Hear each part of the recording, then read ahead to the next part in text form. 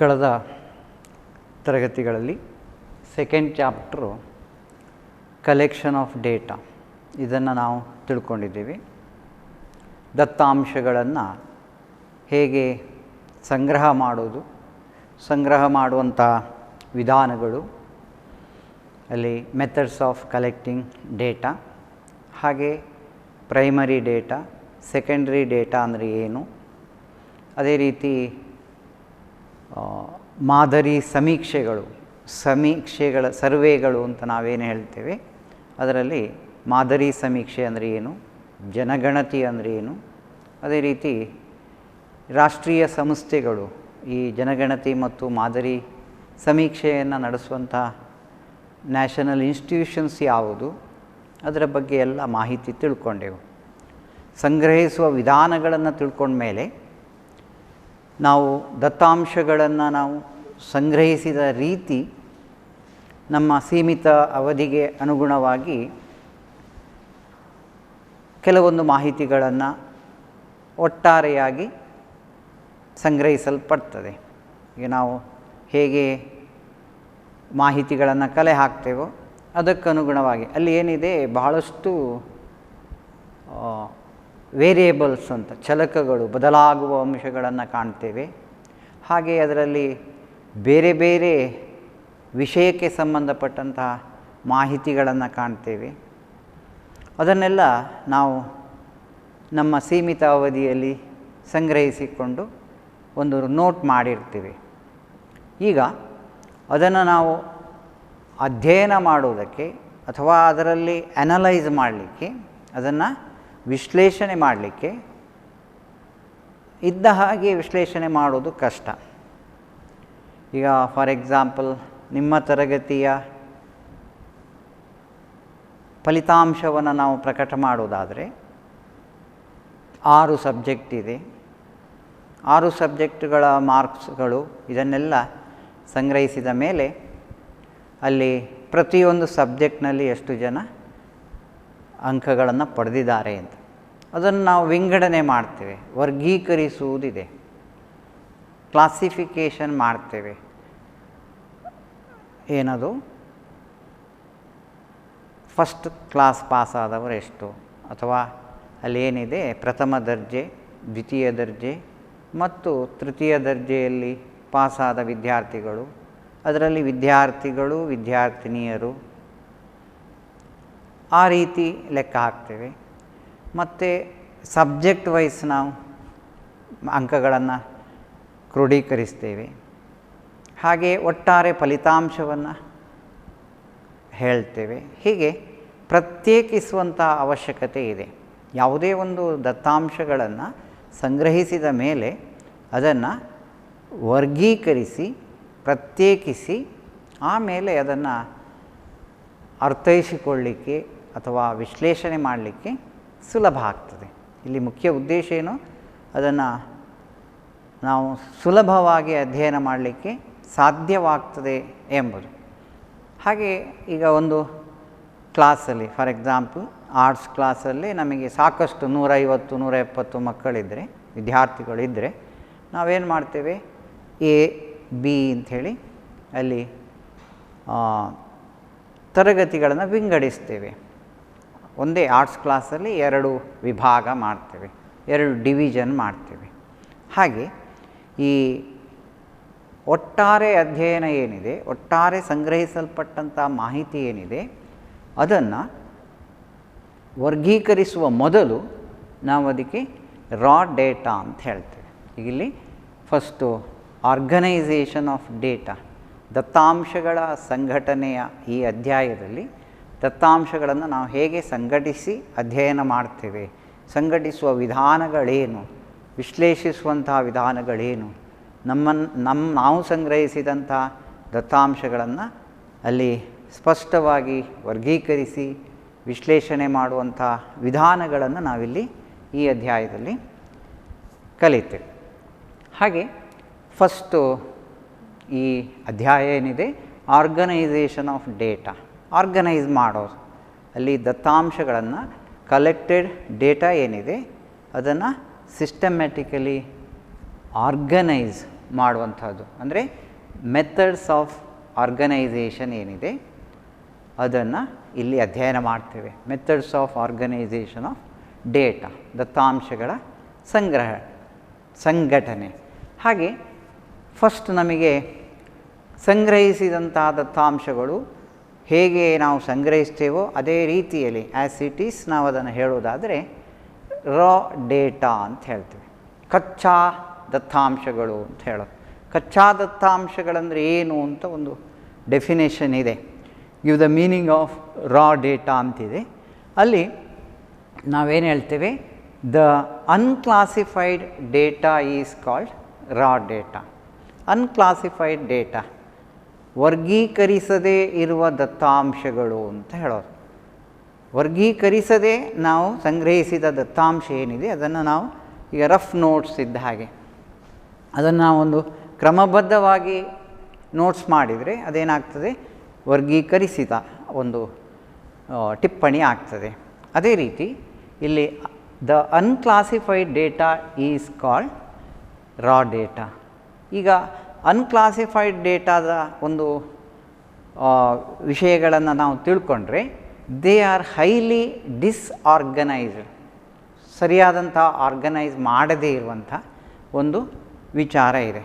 ಹಾಗೆ they are highly disorganised, they are often very large and not easy to handle. ಅಲ್ಲೇನಿದೆ, ಸಂಗ್ರಹಿಸಲ್ಪಟ್ಟಂತಹ ಒಂದು ದತ್ತಾಂಶಗಳು ಬಹಳಷ್ಟು ಅದರ ವ್ಯಾಪ್ತಿ ವಿಶಾಲವಾಗಿರ್ತದೆ, ಬಹಳಷ್ಟು ಹೆಚ್ಚಿರ್ತದೆ ಮತ್ತು ಅದನ್ನು ಅಧ್ಯಯನ ಮಾಡಲಿಕ್ಕೆ, ಹ್ಯಾಂಡಲ್ ಮಾಡಲಿಕ್ಕೆ ಏನಿದೆ, it is not so easy ಅಂತ ಹೇಳೋದು. ಈಗ ನಿಮ್ಮ ಟೆಕ್ಸ್ಟ್ ಬುಕ್ಕಲ್ಲಿ ಏನು ಹೇಳಿದ್ದಾರೆ ಅಂದರೆ, ಒಬ್ಬ ಈ ಗುಜರಿ ಸಂಗ್ರಹಿಸುವವ ಬೇರೆ ಬೇರೆ ವಸ್ತುಗಳನ್ನು ಹೇಗೆ ಆ ಶಾಪಿನಲ್ಲಿ ಸಂಗ್ರಹಿಸಿ ಅದನ್ನು ಪ್ಲಾಸ್ಟಿಕ್ ಬೇರೆ, ಅದೇ ರೀತಿ ಪರಿಸರಕ್ಕೆ ಹಾನಿ ಮಾಡುವ ವಸ್ತುಗಳು ಬೇರೆ ಮತ್ತು ರೀಸೈಕಲ್ ಮಾಡುವ ವಸ್ತುಗಳು ಬೇರೆ, ಇದನ್ನೆಲ್ಲ ಅವ ಸಿಸ್ಟಮ್ಯಾಟಿಕ್ ಆಗಿ ಅದನ್ನು ವರ್ಗೀಕರಿಸುವುದನ್ನು ನಾವು ನೋಡ್ತೇವೆ ಒಂದು ಗುಜರಿ ಶಾಪಲ್ಲಿ. ಅದರ ಎಕ್ಸಾಂಪಲ್ ಕೊಟ್ಟಿದ್ದಾರೆ. ಅಂದರೆ ಇಲ್ಲಿ ಅರ್ಥ ಮಾಡಿಕೊಳ್ಳಿಕ್ಕೆ ಸುಲಭವಾಗಿ ಅರ್ಥವಾಗುವ ಒಂದು ಸರಳವಾದಂತಹ ಒಂದು ಎಕ್ಸಾಂಪಲ್ ಕೊಟ್ಟಿದ್ದಾರೆ. ಅಂದರೆ ವರ್ಗೀಕರಿಸುವುದರ ಅವಶ್ಯಕತೆ ಏನು ಎಂಬುದನ್ನು ನಾವಿಲ್ಲಿ ತಿಳ್ಕೊಳ್ಬೇಕು. ಯಾಕೆಂದರೆ they are often very large and not easy to handle. ನಮಗೆ ಯಾವುದೇ ದತ್ತಾಂಶಗಳು ಅಂಕಿ ಸಂಖ್ಯೆಗಳಲ್ಲಿ ಅಥವಾ ಬೇರೆ ಬೇರೆ ಮಾಹಿತಿಗಳು, ಚಲಕಗಳನ್ನು ಒಳಗೊಂಡಂಥ ವಿಚಾರಗಳಿರ್ತದೆ. ಈಗ ಜನಗಣತಿಯಲ್ಲಿ ಜನಸಂಖ್ಯೆ ಆಧಾರಿತವಾದಂತಹ ಒಂದು ದತ್ತಾಂಶದ ಸಂಗ್ರಹಣೆಯಲ್ಲಿ ನಮಗೆ ಸಾಕಷ್ಟು ಮಾಹಿತಿಗಳಿವೆ. ಅದನ್ನು ನಾವು ಏನು ಮಾಡಬೇಕಾಗ್ತದೆ, ಬೇರೆ ಬೇರೆ ವಿಭಾಗಗಳಾಗಿ ವಿಂಗಡಿಸಿ ಅದರ ಆಧಾರದಲ್ಲಿ ವಿಶ್ಲೇಷಣೆ ಮಾಡ್ತಾ ಹೋಗಬೇಕಾಗ್ತದೆ. ಹಾಗಾಗಿ ಅಲ್ಲಿ they are often very large and not easy to handle. ಅದೇ ರೀತಿ ಟು ಡ್ರಾ ಮೀನಿಂಗ್ಫುಲ್ ಕನ್ಕ್ಲೂಷನ್ಸ್, ಇಲ್ಲಿ ಯಾಕೆ ದತ್ತಾಂಶಗಳನ್ನು ನಾವು ಏನು ಮಾಡಬೇಕಾಗ್ತದೆ, ವರ್ಗೀಕರಿಸಬೇಕಾಗ್ತದೆ ಎಂಬುದಕ್ಕೆ, ಅಥವಾ ಈ ಯಾವುದು ರಾ ಡೇಟಾ ಏನಿದೆ, ಕಚ್ಚಾ ದತ್ತಾಂಶಗಳೇನಿದೆ, ಅದು ಯಾಕೆ ಆ್ಯಸ್ ಇಟ್ ಈಸ್ ನಾವು ಅಧ್ಯಯನ ಮಾಡಲಿಕ್ಕೆ ಕಷ್ಟ ಎಂಬುದು, ಅದರ ಫೀಚರ್ಸನ್ನು ನೋಡಿದರೆ, to draw meaningful conclusions from them is the tedious task because they do not yield to statistical methods easily ಅಂತಿದೆ. ಏನಿದೆ, ಟು ಡ್ರಾ ಮೀನಿಂಗ್ಫುಲ್ ಕನ್ಕ್ಲೂಷನ್ಸ್, ಯಾವುದೇ ನಮ್ಮ ಉದ್ದೇಶ ಏನಿದೆ ಅದನ್ನು ನಾವು ಒಂದು ತೀರ್ಮಾನಕ್ಕೆ ಬರಲಿಕ್ಕೆ ಅಥವಾ ಅನಲೈಸ್ ಮಾಡಲಿಕ್ಕೆ ಏನಾಗ್ತದೆ, ಬಹಳಷ್ಟು ಕಷ್ಟ ಸಾಧ್ಯವಾಗಿದೆ ಎಂಬುದು. ಯಾಕೆ, they do not yield to statistical methods easily. ಅಂಕಿಅಂಶಗಳ ಒಂದು ವಿಧಾನಗಳನ್ನು ನಾವು ಅಳವಡಿಸಿಕೊಳ್ಳಿಕ್ಕೆ ಅಲ್ಲಿ ಕಷ್ಟ ಆಗ್ತದೆ. ಕಚ್ಚಾ ದತ್ತಾಂಶಗಳ ಆಧಾರದಲ್ಲೇ ನಾವು ಅಧ್ಯಯನ ಮಾಡಲಿಕ್ಕೆ ಕಷ್ಟ ಎಂಬುದು.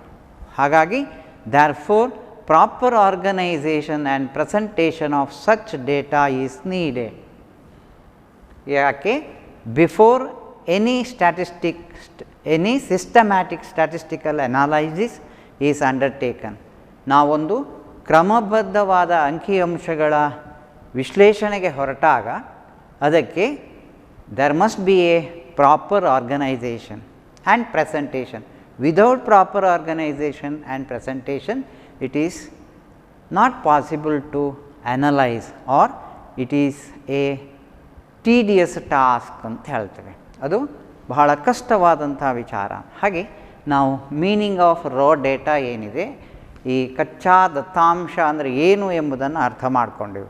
ಕಚ್ಚಾ ದತ್ತಾಂಶಗಳು ನಮಗೆ ಏನು ಪ್ರಥಮವಾಗಿ ನಾವು ಸಂಗ್ರಹಿಸಿದಂಥ ಒಂದು ಅಂಕಿಅಂಶಗಳ ಮಾಹಿತಿ ಏನಿದೆ, ವರ್ಗೀಕರಿಸದೇ ಇರುವಂಥ ಮಾಹಿತಿ ಏನಿದೆ, ಅದನ್ನು ನಾವೇನು ಹೇಳ್ತೇವೆ, ಕಚ್ಚಾ ದತ್ತಾಂಶಗಳು ಅಂತ ಹೇಳ್ತೀವಿ. ಈಗ ನಿಮಗೆ ಇದರ ಬಗ್ಗೆ ಸ್ಪಷ್ಟ ಆಯಿತು. ಕಚ್ಚಾ ದತ್ತಾಂಶಗಳಿಂದ ನಾವು ಯಾವುದೇ ಕ್ರಮಬದ್ಧವಾದಂತಹ ಒಂದು ವಿಶ್ಲೇಷಣೆ, ಅಂಕಿಅಂಶಗಳ ಆಧಾರಿತವಾದಂಥ ವಿಶ್ಲೇಷಣೆ ಮಾಡಲಿಕ್ಕೆ ಸಾಧ್ಯ ಇಲ್ಲ ಎಂಬುದು.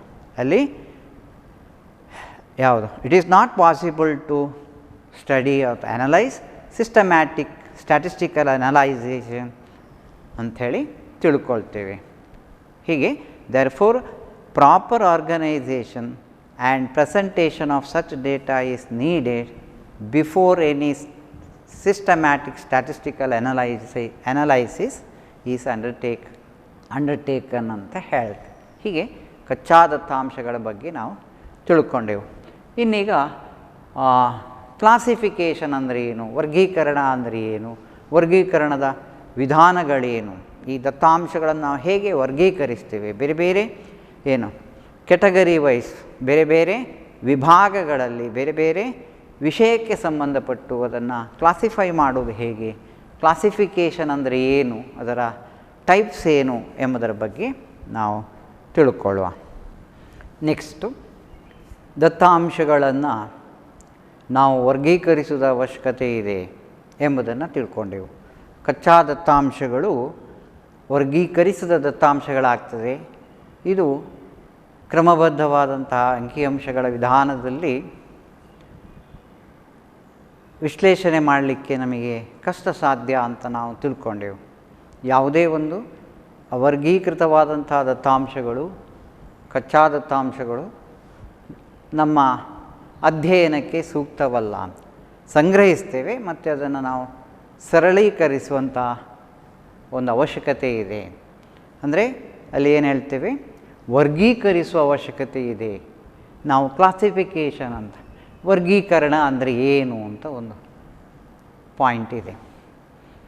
ಇಲ್ಲಿ classification is arranging or organising things into groups or classes based on some criteria ಅಂತ ಹೇಳ್ತೀವಿ. ಇಲ್ಲಿ classification is arranging or organising things into groups, ಒಂದು ಗುಂಪುಗಳಾಗಿ ಅಥವಾ ಒಂದು ಕ್ಲಾಸಸ್ ಅಥವಾ ಒಂದು ವರ್ಗಗಳಾಗಿ ನಾವು ಒಂದು ಬೇಸ್ಡ್ ಆನ್ ಸಮ್ ಕ್ರೈಟೀರಿಯಾ, ಒಂದು ನಿರ್ದಿಷ್ಟವಾದಂತಹ ಉದ್ದೇಶ ಅಥವಾ ನಿರ್ದಿಷ್ಟವಾದಂತಹ ಒಂದು ಕ್ರಮವನ್ನು ಅನುಸರಿಸಿಕೊಂಡು ನಾವು ದತ್ತಾಂಶಗಳನ್ನು ಪ್ರಾಪರ್ ಅರೇಂಜ್ಮೆಂಟ್ ಮಾಡೋದೇನಿದೆ ಅದನ್ನು ನಾವು ವರ್ಗೀಕರಣ ಅಥವಾ ಕ್ಲಾಸಿಫಿಕೇಷನ್ ಅಂತ ಹೇಳೋದು.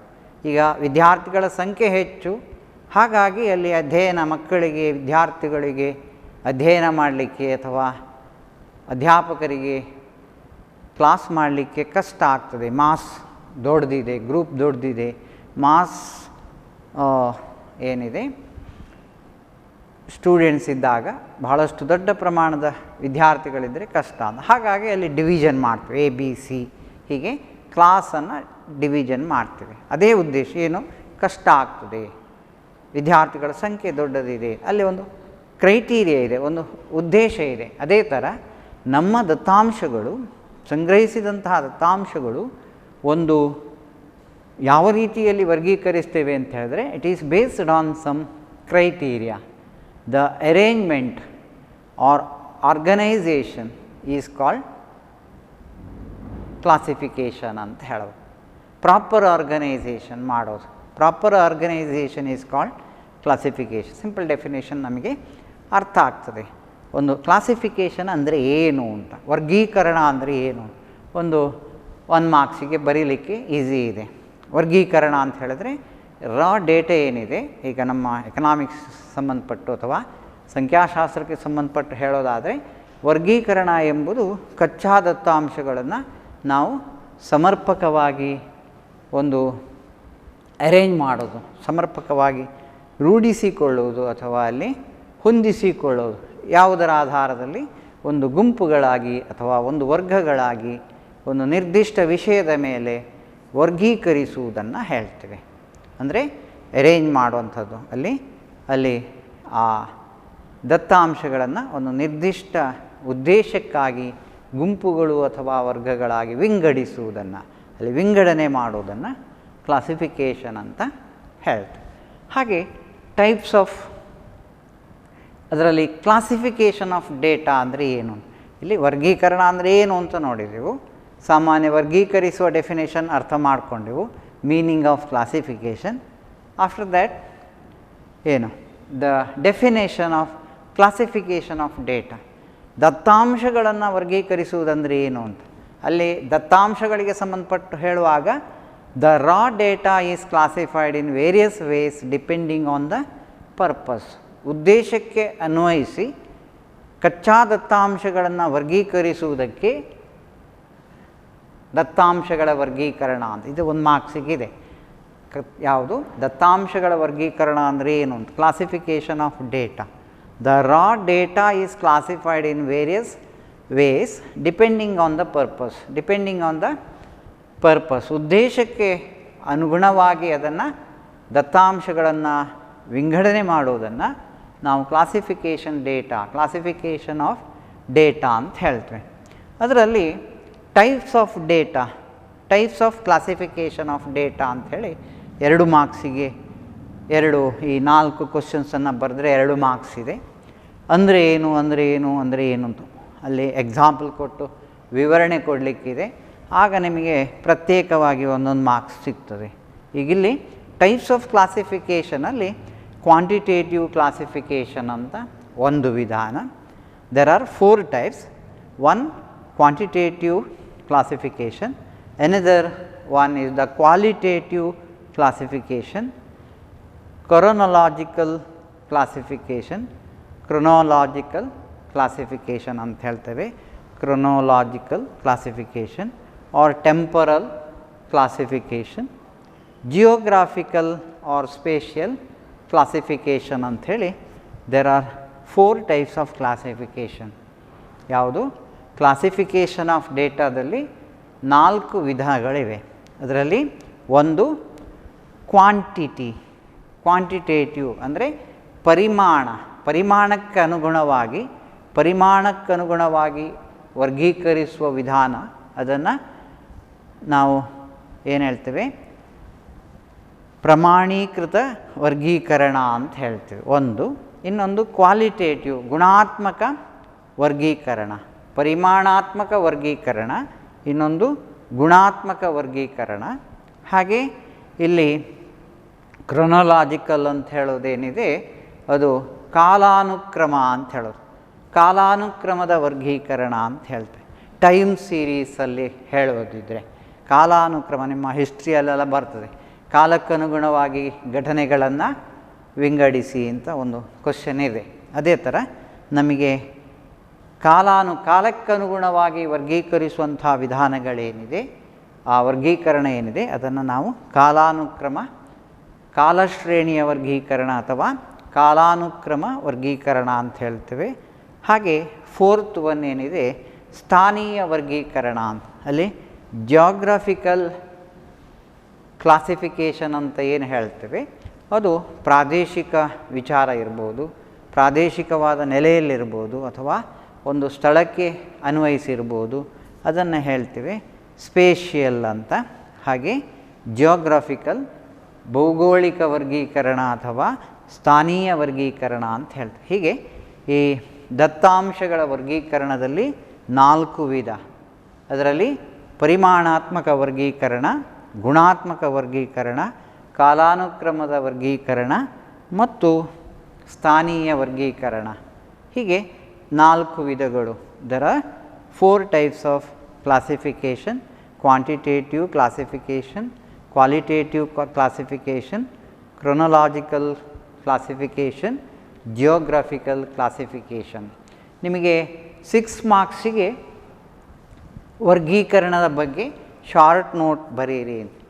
Discuss the topic classification of data ಅಂತ ಒಂದು ಕ್ವೆಶ್ಚನ್ ಇದೆ 6 ಮಾರ್ಕ್ಸಿಗೆ.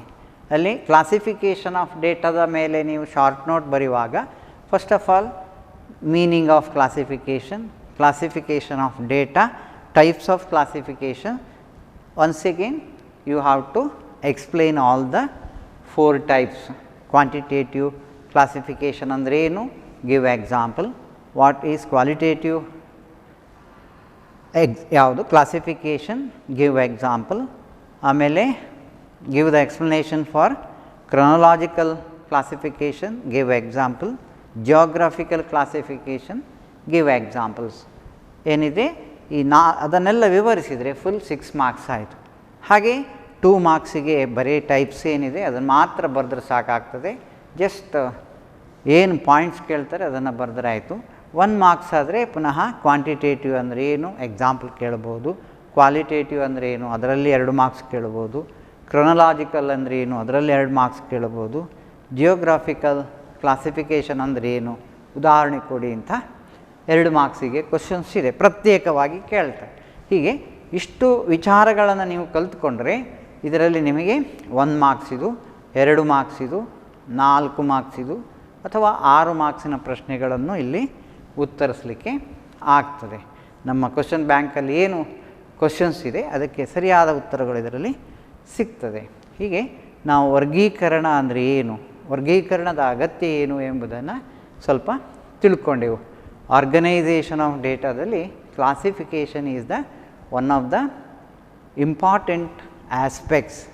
ಯಾಕೆ ಕ್ಲಾಸಿಫಿಕೇಷನ್ ಇಲ್ಲದೆ ನಮಗೆ ಯಾವುದೇ ಒಂದು ದತ್ತಾಂಶಗಳನ್ನು ಸಿಸ್ಟಮ್ಯಾಟಿಕ್ ಅನಲೈಸ್ ಮಾಡಲಿಕ್ಕೆ ಸಾಧ್ಯ ಇಲ್ಲ ಅಂತ. ಹಾಗೆ ನೆಕ್ಸ್ಟ್ ಈ ಟೈಪ್ಸ್ನ ಬಗ್ಗೆ ನಾವು ತಿಳ್ಕೊಳ್ಳುವ. ನೆಕ್ಸ್ಟು ಕ್ಲಾಸಿಫಿಕೇಷನ್ ಆಫ್ ಡೇಟಾದಲ್ಲಿ ಕ್ವಾಲಿಟೇಟಿವ್ ಕ್ಲಾಸಿಫಿಕೇಷನ್ ಮತ್ತು ಕ್ವಾಂಟಿಟೇಟಿವ್ ಕ್ಲಾಸಿಫಿಕೇಷನ್ ಅಂದರೆ ಏನು, the difference between quantitative classification and qualitative classification, ವ್ಯತ್ಯಾಸ ಏನು ಅಂತ. ಗುಣಾತ್ಮಕ ವರ್ಗೀಕರಣ ಮತ್ತು ಪರಿಮಾಣಾತ್ಮಕ ವರ್ಗೀಕರಣದ ನಡುವಿನ ವ್ಯತ್ಯಾಸ ಏನು, ಅಥವಾ ಗುಣಾತ್ಮಕ ವರ್ಗೀಕರಣ ಅಂದರೆ ಏನು, ಪರಿಮಾಣಾತ್ಮಕ ವರ್ಗೀಕರಣ ಅಂದರೆ ಏನು ಎಂಬ ವಿಚಾರ. ಇದರಲ್ಲಿ ಫಸ್ಟ್ ಒನ್ ಏನಿದೆ quantitative classification. Quantitative classification is the classification of characteristics like, ಈಗಿಲ್ಲಿ ಕೆಲವೊಂದು ಗುಣಗಳಿಗೆ ಅನ್ವಯಿಸಿಕೊಂಡು ನಾವು ಸಂಗ್ರಹಿಸಿದಂಥ ದತ್ತಾಂಶಗಳಲ್ಲಿ ಕ್ವಾಲಿಟಿ ಯಾವುದನ್ನು ಕ್ವಾಂಟಿಟಿ, ಪರಿಮಾಣಾತ್ಮಕ ಅಂಶಗಳು ಅಂತ ನಾವೇನು ಹೇಳ್ತೇವೆ ಆ ಗುಣಗಳು ಪರಿಮಾಣಾತ್ಮಕ ಅಂಶಗಳಿಗೆ ಸಂಬಂಧಪಟ್ಟದ್ದು. ಈಗ for example height, weight, age, ಇಲ್ಲಿ ಹೈಟ್ ಎತ್ತರ, ಆಮೇಲೆ ತನ್ನ ತೂಕ, ಪ್ರಾಯ, ವರ್ಷ, ಆದಾಯ, ಹಾಗೆ ಮಾರ್ಕ್ಸ್ ಆಫ್ ಸ್ಟೂಡೆಂಟ್ಸ್ ಏನು ವಿದ್ಯಾರ್ಥಿಗಳ ಅಂಕಗಳು, ಸಬ್ಜೆಕ್ಟಲ್ಲಿ ಪಡೆದಂಥ ಅಂಕಗಳು, ಇದನ್ನೆಲ್ಲ ನಾವು ಒಂದು ಪ್ರಮಾಣ ಸಿಗ್ತದೆ, ಒಂದು ನಿರ್ದಿಷ್ಟವಾದಂಥ ಮೌಲ್ಯ ಇದೆ, ಒಂದು ಗುಣ ಇದೆ. ಯಾವುದು ಗುಣ? ಕ್ವಾಂಟಿಟಿ, ಪರಿಮಾಣ ಇದೆ. ಪರಿಮಾಣ ಇರುವಂತಹ ವಿಚಾರಗಳಿಗೆ ಸಂಬಂಧಪಟ್ಟು ಅದನ್ನು ನಾವು ಪ್ರತ್ಯೇಕ ಮಾಡೋದು. ವಿದ್ಯಾರ್ಥಿಗಳ ಅಂಕಗಳು, ಅದೇ ರೀತಿ ವಿದ್ಯಾರ್ಥಿಗಳ ಏಜು, ಅಥವಾ ಒಬ್ಬ ವ್ಯಕ್ತಿಯ ತೂಕ, ಅಥವಾ ಅವನ ಆದಾಯ, ಅವನ ಎತ್ತರ, ಹೀಗೆ ನಮಗೆ ಅಂಕೆಗಳಲ್ಲಿ ಅಥವಾ ಒಂದು ಪ್ರಮಾಣದಲ್ಲಿ ನಿರೂಪಿಸಲಿಕ್ಕೆ ಸಾಧ್ಯವಾದ ವಿಚಾರಗಳನ್ನು ಪ್ರತ್ಯೇಕಿಸುವುದಕ್ಕೆ ನಾವು ಪರಿಮಾಣಾತ್ಮಕ ವರ್ಗೀಕರಣ ಅಂತ ಹೇಳ್ತೇವೆ. ಏನದು? ಪ್ರಮಾಣಕ್ಕನುಗುಣವಾಗಿ ದತ್ತಾಂಶಗಳನ್ನು ವರ್ಗೀಕರಿಸುವುದಕ್ಕೆ ಪ್ರಮಾಣಾತ್ಮಕ ವರ್ಗೀಕರಣ, ಪರಿಮಾಣಾತ್ಮಕ ವರ್ಗೀಕರಣ ಅಥವಾ quantitative classification. Characteristics like height, weight, age, income, marks of the student etcetera are the quantitative in nature. ಪ್ರಮಾಣಕ್ಕನುಗುಣವಾಗಿ ನಾವು ಹೇಳಲಿಕ್ಕೆ ಸಾಧ್ಯ ಇದೆ, So, when the collected data of such characteristics are grouped into classes, it becomes quantitative classification. If the such classification ಯಾವುದಿದೆ, weight, age, income, marks of the students ಅದೆಲ್ಲ ಯಾವುದಿದೆ are quantitative in nature. Quantitative nature ಇದ್ದಂಥದ್ದನ್ನು ನಾವು grouped into classes, it becomes quantitative classification. Definition clear ಆಯಿತು. ಅದಕ್ಕೆ examples ಸಿಕ್ಕಿತ್ತು ನಮಗೆ. ಪ್ರಮಾಣಾತ್ಮಕ ಅಂಶಗಳೇನು, ಪ್ರಮಾಣಾತ್ಮಕ ನಮಗೆ ಸಿಗುವಂತಹ ಬದಲಾಗುವ ವೇರಿಯೇಬಲ್ಸ್ ಅಂತ ಮುಂದೆ ಇದೆ. ಚಲಕಗಳೆಂದರೆ ಏನು, ಚಲಕಗಳ ಪ್ರಮಾಣಗಳು ಎಷ್ಟು, ಅದನ್ನು ನಾವು ಸ್ಪಷ್ಟವಾಗಿ ಹೇಳಲಿಕ್ಕೆ ಆಗ್ತದೆ. ಹಾಗಾಗಿ characteristics like height, weight, age, income ಅದನ್ನು ಏನು ಮಾಡ್ತೀವಿ, such characteristics are grouped into classes, it becomes quantitative classification. ಅರ್ಥ ಆಯಿತು ನಿಮಗೆ? ಪ್ರಮಾಣಾತ್ಮಕವಾದಂಥ ವರ್ಗೀಕರಣ ಅಂದರೆ ಏನು ಅಂತ, ಪ್ರಮಾಣಗಳನ್ನು ನಾವು ಹೇಳಲಿಕ್ಕೆ ಸಾಧ್ಯ ಇರುವಂಥ ಅಂಶಗಳನ್ನೆಲ್ಲ ಪ್ರತ್ಯೇಕಿಸುವಂಥದ್ದು. ಹಾಗೆ ನೆಕ್ಸ್ಟ್ ಒನ್ ಏನಿದೆ, ಕ್ವಾಲಿಟೇಟಿವ್ ಕ್ಲಾಸಿಫಿಕೇಷನ್, ಗುಣಾತ್ಮಕ ವರ್ಗೀಕರಣ ಅಂತ ಹೇಳ್ತೀವಿ. ಗುಣವನ್ನು ನಾವು ಹೇಳೋದು, ಕ್ವಾಲಿಟಿಯನ್ನು ಹೇಳೋದು. ಯಾವುದರಲ್ಲಿ ನಾವು ಅಂಕಿಗಳ ಆಧಾರದಲ್ಲಿ, ಪ್ರಮಾಣಗಳ ಆಧಾರದಲ್ಲಿ ಹೇಳಲಿಕ್ಕೆ ಸಾಧ್ಯವಿಲ್ವೋ, ಗುಣಗಳ ಆಧಾರದಲ್ಲಿ ಹೇಳಲಿಕ್ಕೆ ಆಗ್ತದೋ ಅದನ್ನು ನಾವು ಗುಣಗಳ ಆಧಾರದಲ್ಲಿ ವರ್ಗೀಕರಣ ಮಾಡ್ತೀವಿ. ಗುಣಾತ್ಮಕ ವರ್ಗೀಕರಣ, classification of data on the basis of qualitative characteristics. ಗುಣಾತ್ಮಕ ಅಂಶಗಳು, ಗುಣಾತ್ಮಕವಾದಂತಹ ಅಂಶಗಳು ಸಚ್ ಆ್ಯಸ್ ನ್ಯಾಷನಾಲಿಟಿ, ಏನು ರಾಷ್ಟ್ರೀಯತೆ, ಯಾವ ರಾಷ್ಟ್ರ ಸಂಬಂಧಪಡ್ತದೆ, ರಾಷ್ಟ್ರೀಯತೆಗೆ ಸಂಬಂಧಪಟ್ಟು ಇಂಡಿಯನೋ ಅಥವಾ ಫಾರಿನೋ, ಬೇರೆ ದೇಶ ಹೋದವರ, ಹೀಗೆ ಹೇಳ್ಬೋದು. ಅಥವಾ ಲಿಟ್ರಸಿ, ಸಾಕ್ಷರತೆ, ಸಾಕ್ಷರತೆ ಅನಕ್ಷರಸ್ಥರು, ಅಕ್ಷರಸ್ಥರು. ಇಲ್ಲಿ ನಮಗೆ ಪ್ರಮಾಣ ಹೇಳಲಿಕ್ಕೆ ಆಗೋದಿಲ್ಲ, ಅವ ಅಕ್ಷರಸ್ಥ ಅನಕ್ಷರಸ್ಥ, ಅಲ್ಲಿ ನಾವು ಮತ್ತೆ ಪ್ರಮಾಣೀಕರಿಸಲಿಕ್ಕೆ ಆಗ್ತದೆ. ಅಕ್ಷರಸ್ಥರ ಸಂಖ್ಯೆ ಎಷ್ಟು, ಅನಕ್ಷರಸ್ಥರ ಎಷ್ಟು, ಶೇಕಡ ಎಷ್ಟು, ಹೀಗೆಲ್ಲ ಹೇಳಲಿಕ್ಕೆ ಬರ್ತದೆ.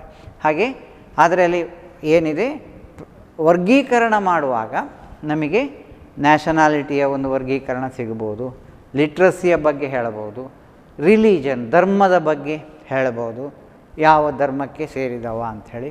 ಹಾಗೆ ಜೆಂಡರ್ ಬಯಾಸ್, ಜೆಂಡರನ್ನು ಹೇಳಲಿಕ್ಕಾಗ್ತದೆ, ಮೇಲ್ ಫಿಮೇಲ್ ಹೇಳಬಹುದು.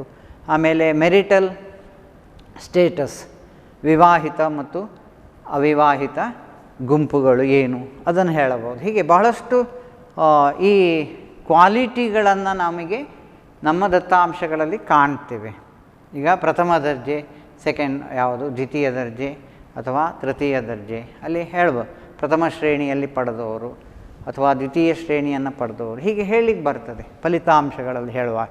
ಹಾಗೆ ಕ್ವಾಲಿಟಿಯಲ್ಲಿ ಏನಿದೆ, ಮುಖ್ಯವಾಗಿ ಗುಣವನ್ನು ಅಲ್ಲಿ ವ್ಯಕ್ತಪಡಿಸುವಂಥ ವಿಚಾರಗಳೇನಿದೆ, ಕ್ವಾಲಿಟೇಟಿವ್ ಕ್ಯಾರೆಕ್ಟರಿಸ್ಟಿಕ್ಸ್ ಏನಿದೆ, on the basis of qualitative characteristics the ಕ್ಲಾಸಿಫಿಕೇಷನನ್ನು ಏನು ಹೇಳ್ತೇವೆ, such classification is called qualitative classification. ಈಗ ನಮಗೆ difference, distinguish between qualitative and quantitative classification ಅಂತ ಕೇಳಿದರೆ ಈ ವಿಚಾರಗಳನ್ನು ಇಷ್ಟು ಬರೆದ್ರೆ ಫುಲ್ ಮಾರ್ಕ್ಸ್ ಸಿಗ್ತದೆ. ಏನದು, distinguish between quantitative classification and qualitative classification. ಗುಣಾತ್ಮಕ ವರ್ಗೀಕರಣ ಮತ್ತು ಪರಿಮಾಣಾತ್ಮಕ ವರ್ಗೀಕರಣಗಳ ನಡುವಿನ ವ್ಯತ್ಯಾಸವೇನು, ವ್ಯತ್ಯಾಸವೇನು ಅಂದರೆ ಹೇಳಿದರೆ, ಅಥವಾ ಏನು ಅದರ ವಿಚಾರಗಳನ್ನೇ ಹೇಳಿದರೆ ಸಾಕಾಗ್ತದೆ, ಎಕ್ಸಾಂಪಲ್ ಕೊಟ್ಟು ಹೇಳಿದರೆ ಆಯಿತು. ನೆಕ್ಸ್ಟು ಕ್ಲಾಸಿಫಿಕೇಷನ್ ಬಗ್ಗೆ ನೋಡುವಾಗ ನಮಗೆ ಕಾಲಾನುಕ್ರಮದ ವರ್ಗೀಕರಣ ಮತ್ತು ಸ್ಥಾನಾನುಸಾರ ವರ್ಗೀಕರಣದ ನಡುವಿನ ವ್ಯತ್ಯಾಸ, ಅಥವಾ ಕಾಲಾನುಕ್ರಮದ ವರ್ಗೀಕರಣ ಅಂದರೆ ಏನು, ಸ್ಥಾನಾನುಸಾರ ವರ್ಗೀಕರಣ ಅಂದರೆ ಏನು, ಇದನ್ನು ವಿವರಿಸಿ ಅಂತ ಕ್ವಶನ್ ಇದೆ. ಈಗ ಇಲ್ಲಿ ನಾವು ಟೈಪ್ಸ್ ಆಫ್ ಕ್ಲಾಸಿಫಿಕೇಷನ್ ನೋಡ್ತಾ ಹೋದ ಹಾಗೆ ಫಸ್ಟ್ ಒನ್ ನಾವು ಕ್ವಾಂಟಿಟೇಟಿವ್ ಕ್ಲಾಸಿಫಿಕೇಷನ್ ನೋಡಿದೆವು, ಕ್ವಾಲಿಟೇಟಿವ್ ಕ್ಲಾಸಿಫಿಕೇಷನ್ ನೋಡಿದೆವು. ಈಗ ಥರ್ಡ್ ಒನ್ ಏನಿದೆ, ಕ್ರೊನಲಾಜಿಕಲ್ ಕ್ಲಾಸಿಫಿಕೇಷನ್, ಸ್ಪೇಷಿಯಲ್ ಕ್ಲಾಸಿಫಿಕೇಷನ್ ಅಂಥೇಳಿ ಫೋರ್ತ್ ಕ್ಲಾಸಿಫಿಕೇಷನ್ ನೋಡ್ತೀವಿ. ಇಷ್ಟು ಹೇಳಿದರೆ ಫುಲ್ 4 ಮಾರ್ಕ್ಸ್ ಆಯಿತು. ಕ್ಲಾಸಿಫಿಕೇಷನ್ ಬಗ್ಗೆ ಒಂದು ಶಾರ್ಟ್ ನೋಟ್ ಇದೆ. Classification of data, right A short note on classification of data, ಅದು ಫುಲ್ 4 ಅಥವಾ 6 ಮಾರ್ಕ್ಸಿನ ಕ್ವಶನ್ ಆಗ್ತದೆ. ಇಲ್ಲಿ ಕಾಲಾನುಕ್ರಮದ ವರ್ಗೀಕರಣ ಅಂದರೆ ಏನು ಅಂತ let us see. chronological, what is chronological classification? Data are classified either in ascending or in descending order with reference to time. Here the time is very important. With reference to time, ಅದಕ್ಕೆ ನಾವು ಏನು ಹೇಳ್ತೀವಿ, ಕ್ರೊನಲಾಜಿಕಲ್ ಅಂತ ಹೇಳಿ, ಕಾಲಾನುಕ್ರಮ. Time ಸೀರೀಸಲ್ಲಿ ನಾವು ಹೇಳೋದಾದರೆ with reference to time such as years, quarters, months, weeks etcetera. ನಾವು ಏನು ದತ್ತಾಂಶಗಳನ್ನು ಕಾಲಕ್ಕೆ ಅನುಗುಣವಾಗಿ, ಅದರಲ್ಲಿ ಕಾಲದಲ್ಲಿ ಹೇಳುವಾಗ ವರ್ಷಗಳಲ್ಲಿ ಹೇಳಬಹುದು, ಹಾಗೆ ಪಾಕ್ಷಿಕಗಳು ಕ್ವಾರ್ಟರ್ಸ್ 3 ತಿಂಗಳಿಗೊಮ್ಮೆ ಹೇಳಬಹುದು, ಅಥವಾ ತಿಂಗಳುಗಳಲ್ಲಿ ಹೇಳಬಹುದು, ಅಥವಾ ವಾರದ ಅಂಕಿಅಂಶಗಳನ್ನು ಹೇಳಬಹುದು. ಈ ರೀತಿ ವಾರ, ವರ್ಷ, ಪಾಕ್ಷಿಕಗಳು, ಯಾವುದು ತಿಂಗಳು ಮತ್ತು ವಾರಕ್ಕನುಗುಣವಾಗಿ ದತ್ತಾಂಶಗಳನ್ನು ವರ್ಗೀಕರಿಸುವ ವಿಧಾನ. ಅದರಲ್ಲೂ ಹಾಗೆ ಆ ದತ್ತಾಂಶಗಳನ್ನು ನಾವು ಏನು ಮಾಡ್ತೇವೆ, ಅಸೆಂಡಿಂಗ್ ಆರ್ ಡಿಸೆಂಡಿಂಗ್ ಆರ್ಡ್ರಲ್ಲಿ ಹೇಳಬಹುದು. ಅಲ್ಲಿ ಅಸೆಂಡಿಂಗ್ ಆರ್ಡರ್ ಏರಿಕೆಯ ಕ್ರಮದಲ್ಲಿ ಹೇಳುವಂಥದ್ದು ಅಥವಾ ಇಳಿಕೆಯ ಕ್ರಮದಲ್ಲಿ ಹೇಳುವುದು. ಈಗ ಉದಾಹರಣೆಗೆ population of India according to time series ಅಂತ ಒಂದು ಎಕ್ಸಾಂಪಲ್ ತಗೊಂಡ್ರೆ, ಟೈಮ್ ಸೀರೀಸಿಗೆ ತಗೊಂಡ್ರೆ ಪಾಪ್ಯುಲೇಷನನ್ನು ನಾವು ಯಾವಾಗಲೂ ಜನರಲ್ ಸೆನ್ಸಸ್ಸಿನ ಆಧಾರದಲ್ಲಿ ಹೇಳ್ತೇವೆ, according to census statistical information. ಈಗ ಫಾರ್ ಎಕ್ಸಾಂಪಲ್ 1991 ಹಾಗೆ 2001, 2011 ಇದರ ಅಂಕಿಅಂಶಗಳು ನಮಗೆ ಸಿಗ್ತದೆ. ಸೊ ಇಲ್ಲಿ 1991 ಇದು ಇಯರ್ಸಿಗೆ ಸಂಬಂಧಪಟ್ಟು ಅಸೆಂಡಿಂಗ್ ಆರ್ಡರಲ್ಲಿ ಹೇಳ್ತೇವೆ. ಈಗ 1991, 2001, 2011 ಇದು ಅಸೆಂಡಿಂಗ್ ಆರ್ಡರ್, ಅಥವಾ ಡಿಸೆಂಡಿಂಗ್ ಆರ್ಡರಲ್ಲಿ ನಾವು ವರ್ಗೀಕರಿಸಿದರೆ, ಈಗ 1991 84.4 crores, 2001 102.4 crores, 2011 121 crores. ಹೀಗೆ ಪಾಪ್ಯುಲೇಷನನ್ನು ನಾವು ಹೇಳಿದರೆ, population of India according to time series means according to ಏನು ಸೆನ್ಸಸ್, ಅಕಾರ್ಡಿಂಗ್ ಟು ಸೆನ್ಸಸ್ 1991ನಿಂದ ಫ್ರಮ್ 1991 ಟು 2011. ಈಗ ಲೇಟೆಸ್ಟ್ 3 years ಇದು ಒಂದು ಸ್ಟ್ಯಾಟಿಸ್ಟಿಕಲ್ ಇನ್ಫಾರ್ಮೇಷನ್ ನಮಗೆ ಸಿಕ್ಕಿತು. ಅದನ್ನು ನಾವು ಒಂದು ಕ್ಲಾಸಿಫೈ ಮಾಡಿದ್ವಿ, ಒಂದು ಟೇಬಲಲ್ಲಿ ವ್ಯಕ್ತಪಡಿಸಿದ್ದೇವೆ, ಸ್ಪಷ್ಟವಾಗಿ ಬರೆದಿದ್ದೇವೆ. ಈಗ ನಮಗೆ ಒಂದು ಆರ್ಡರಲ್ಲಿ ಸಿಕ್ಕಿತು. ಈಗ ನೆಕ್ಸ್ಟ್ ವಿಲ್ ಬಿ ದ 2021 ಏನು ಅಂತ ನಮಗೆ ಆ ಸೆನ್ಸಸ್ಸಿಂದ ಸಿಗ್ತದೆ. ಹೀಗೆ ಆ ಟೇಬಲ್ ಮಾಡುವಂಥದ್ದು, ಅಲ್ಲಿ ಏನಿದೆ ಕಾಲಾನುಕ್ರಮದ ವರ್ಗೀಕರಣದಲ್ಲಿ ನಾವು ಏನು ವರ್ಗೀಕರಿಸ್ತೇವೆ, ಕಾಲಕ್ಕನುಗುಣವಾಗಿ ವರ್ಗೀಕರಿಸ್ತೇವೆ. ಕಾಲಕ್ಕನುಗುಣವಾಗಿ ಅಂತ ಹೇಳಿದ್ರೆ ಅಲ್ಲಿ ಮೈನ್ ಇಂಪಾರ್ಟೆಂಟ್ ಏನಿದೆ, with reference to time such as years, quarters, months, weeks etcetera ಅಂತಿದೆ. ಹೀಗೆ ಕ್ರೊನಾಲಜಿಕಲ್ ಕ್ಲಾಸಿಫಿಕೇಷನ್ ಅಂದರೆ ಏನು ಅಂತ ಎಕ್ಸಾಂಪಲ್ ಮೂಲಕ ಎಕ್ಸ್ಪ್ಲನೇಷನ್ ಕೊಟ್ಟರೆ ಫುಲ್ ಮಾರ್ಕ್ಸ್ ಸಿಗ್ತದೆ. ಇನ್ನೊಂದು ಸ್ಪೇಷಿಯಲ್ ಕ್ಲಾಸಿಫಿಕೇಷನ್, ಸ್ಥಾನಾನುಸಾರ ವರ್ಗೀಕರಣ ಅಂತ ಹೇಳ್ತೀವಿ. ಅಲ್ಲಿ ಸ್ಪೇಷಿಯಲ್ ಅಂತ ಹೇಳ್ತೀವಿ, ಅಥವಾ ಭೌಗೋಳಿಕವಾದಂಥ ವಿಚಾರಕ್ಕೆ ಸಂಬಂಧಪಟ್ಟು ಹೇಳ್ತೇವೆ. ಸ್ಪೇಷಿಯಲ್ ಕ್ಲಾಸಿಫಿಕೇಷನ್ ಅಥವಾ ಜಿಯೋಗ್ರಫಿಕಲ್ ಕ್ಲಾಸಿಫಿಕೇಷನ್ ಅಂತಲೂ ಅದನ್ನು ಕರೀತೇವೆ. Geographical classification or spatial classification, ಸ್ಥಾನಾನುಸಾರ ವರ್ಗೀಕರಣ, ಭೌಗೋಳಿಕ ವರ್ಗೀಕರಣ ಅಂತ, ಪ್ರಾದೇಶಿಕ ವರ್ಗೀಕರಣ ಅಥವಾ ಭೌಗೋಳಿಕ ವರ್ಗೀಕರಣ ಅಂತಲೂ ಕರೀತೇವೆ. The data are classified with reference to geographical locations. ಏನು ಪ್ರಾದೇಶಿಕವಾದಂತಹ ಕೆಲವು ಪ್ರದೇಶಕ್ಕೆ ಅನುಗುಣವಾಗಿ ಕ್ಲಾಸಿಫೈ ಮಾಡಿದರೆ, such as countries, states, cities, districts etcetera. ಏನದು ರಾಜ್ಯಗಳು, ಹಾಗೆ ದೇಶಗಳು, ನಗರಗಳು, ಆಮೇಲೆ ಏನದು ಜಿಲ್ಲಾ ಕೇಂದ್ರಗಳು ಡಿಸ್ಟ್ರಿಕ್ಟ್ಸ್, ಇದಕ್ಕೆ ಸಂಬಂಧಪಟ್ಟು ವರ್ಗೀಕರಣ ಮಾಡೋದಾದರೆ ಅದಕ್ಕೆ geographical classification or spatial classification ಅಂತ ಹೇಳ್ತೀವಿ.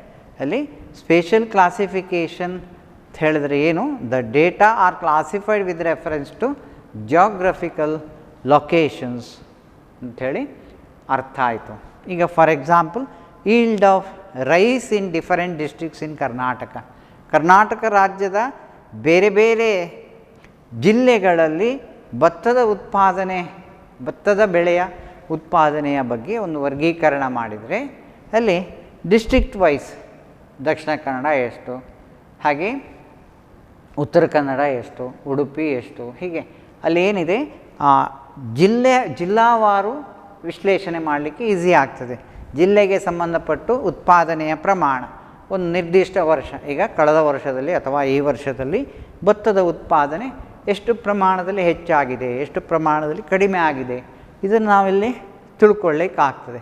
ಹಾಗೆ ಯಾವುದೇ ಒಂದು ವರ್ಗೀಕರಣವನ್ನು ನಾವು ಪ್ರಾದೇಶಿಕ ನೆಲೆಯಲ್ಲಿ ಪ್ರದೇಶಕ್ಕನುಗುಣವಾಗಿ ರಾಜ್ಯ, ನಗರ, ಪಟ್ಟಣ ಅಥವಾ ಜಿಲ್ಲೆ ಇದಕ್ಕೆ ಸಂಬಂಧಪಟ್ಟು ನಾವು ವರ್ಗೀಕರಣ ಮಾಡಿದರೆ ಅದನ್ನು ಸ್ಥಾನಾನುಸಾರ ವರ್ಗೀಕರಣ ಅಥವಾ ಪ್ರಾದೇಶಿಕ ವರ್ಗೀಕರಣ ಅಥವಾ ಭೌಗೋಳಿಕ ವರ್ಗೀಕರಣ ಅಂತ ನಾವು ಅದನ್ನು ಕರಿತೀವಿ. ಹೀಗೆ ನಮಗೆ 4 ರೀತಿಯ ವರ್ಗೀಕರಣಗಳು ಬಹಳ ಈ ಚಾಪ್ಟ್ರಲ್ಲಿ ಬಹಳ ಈಸಿ ಇದೆ ಮತ್ತು ಮುಖ್ಯ ಇರುವಂಥದ್ದು. 4 ಮಾರ್ಕ್ಸಿಗೆ ನಾವು 4 ಬರೆದ್ರೆ ಆಯಿತು. ಹಾಗೆ ಅದನ್ನು ಓದಿದಾಗ ಇದನ್ನು ನಾವು ಸರಿಯಾಗಿ ಕಲ್ತ್ಕೊಂಡ್ರೆ ಎಲ್ಲದಕ್ಕೂ ಉತ್ತರ ಕೊಡಲಿಕ್ಕೆ, ಆನ್ಸರ್ ಕೊಡಲಿಕ್ಕೆ ಆಗ್ತದೆ. 1 ಮಾರ್ಕ್ಸ್ ಇದು, 2 ಮಾರ್ಕ್ಸ್ ಇದು, ಹಾಗೆ 4 ಮಾರ್ಕ್ಸ್ ಇದು, ಎಲ್ಲವೂ ವರ್ಗೀಕರಣಕ್ಕೆ ಸಂಬಂಧಪಟ್ಟು ಅಂಕಗಳನ್ನು ಪಡೆಯಬಹುದು.